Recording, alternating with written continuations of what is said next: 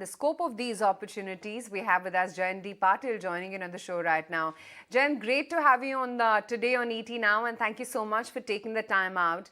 Like my colleague was highlighting and the earlier market speaker as well, the Indian defense sector is clearly going through a major transformation phase. The government is looking committed to reducing imports and increasing indigenization. There is key defense platform, systems, associated equipment, which is required for these platforms. Tell me, how is it that you are reading into these sweeping changes, and what really could be the material scope hereof? In fact, thank you for having me on the show. Defense sector obviously has opened up precisely 2 decades back, but what we have seen in last 5 to 6 years is a complete transformation of what the government is trying to do. Of late, I would say just last 1 year, there's been an enormous push, having realized that whatever is happening in the world around, there's an enormous need of Atmanirbharta. The fundamental principle being, if you have imported weapons, you can always be getting into a denial mode, and you can be denied usage of this equipment. And this is what is something which we see happening all over. Now, this is essentially where the government has realized that the only way is trying to do it yourself. And there's a second aspect of doing it yourself.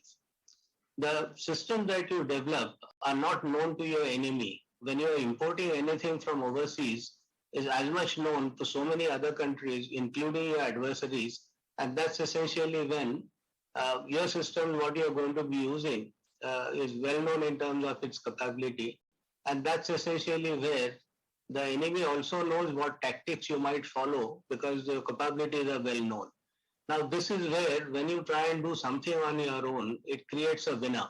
And it's something which in the armed forces parlance is called the force multiplication. So indigenous equipment being designed, developed, manufactured, provide that extra kind of a capability to the armed forces, because there's a fear of unknown which the enemy must actually keep in his mind when it comes to what your armed forces could actually do.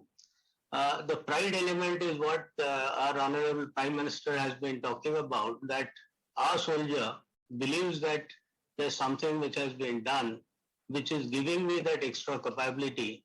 And that's essentially where the morale remains enormously high when there's equipment which has been done here.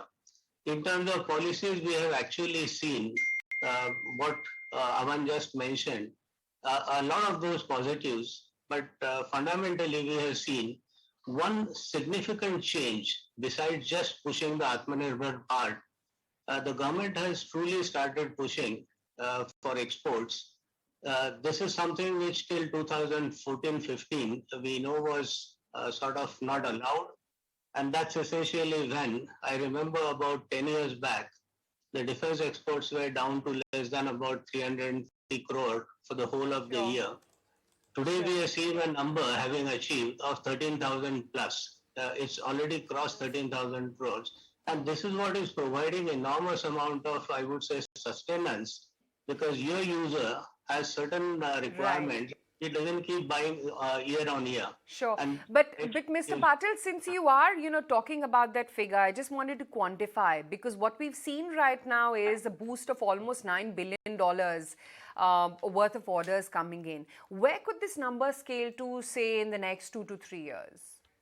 In fact, as I see very clearly, the indigenous manufacturing, there's clear targets which have been put in by the government, an enormous debate which has happened along with the industry to make that real. We are looking at 175,000 crores to be a revenue which the industry will achieve by 25-26. We also have a target of crossing 5,000 crores in terms of exports. And today, when we start talking of 13,000, there's still a growth of nearly 3 times, which will happen from now on over next 3 to 4 years. Now, besides just building the sustenance, the interesting part of this export piece, and that's essentially where I brought that point up, that 90% of the exports are now happening from the private sector.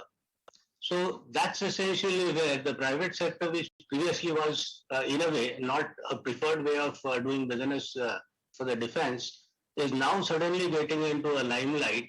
While indigenous programs are happening, there's a sustenance in the form of subsequent growth, which the exports are providing. And this is how we see the combination giving rise to a 15% CAGR.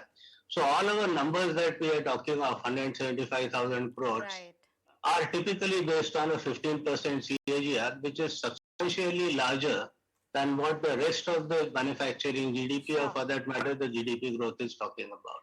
Sure, Mr. Patil, but let's get into the specifics. Out of that 35,000 crore export opportunity that you're talking about for the Indian defense industry, what role could L&T play? What's your order book from defense right now, and where do you expect it to scale up to, let's say, in the next 2 to 3 years?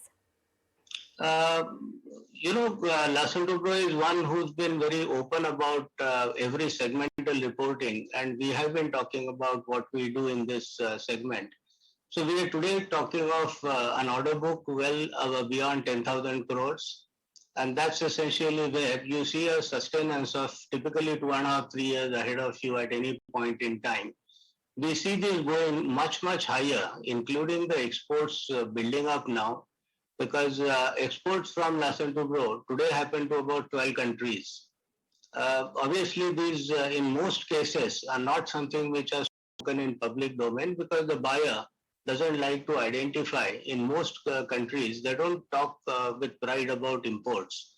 So is the situation today happening in India, and that's essentially where the export remain less talked about kind of subject. The indigenous part, which we are really talking of, are mega opportunities which are unfolding, and that's essentially where, having put in our technological research, typically 4 decades back, we are today seeing a company taking very, very prominent position on having started with small stuff. We are talking of complete platforms now, and that's essentially where we see the opportunities for L&T are truly far better than that 15% CAGR. Mr. Patil, I just request you to stay on with us for 30 seconds, taking a quick break and coming right back, lots to ask you.